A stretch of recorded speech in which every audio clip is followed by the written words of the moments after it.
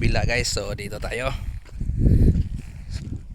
Yan, medyo mahirap tong daanan dito. Napakatulis ng mga bato doon sa taas. So pwede tayo dumaan dito sa kabila. Tapos parang dito yata yung maganda magtapo ng ano guys. Kung gusto natin magtapo ng manghuli tayo. Maganda oh.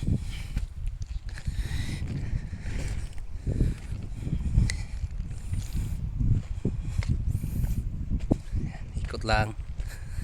So, may daanan na pala dito guys, kasi hindi mahirap siyang anuhin kasi may mga daanan na oh.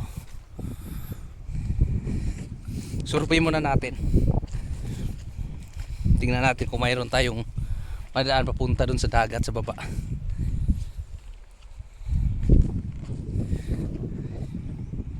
Doon. Tapos ikot yan guys dito.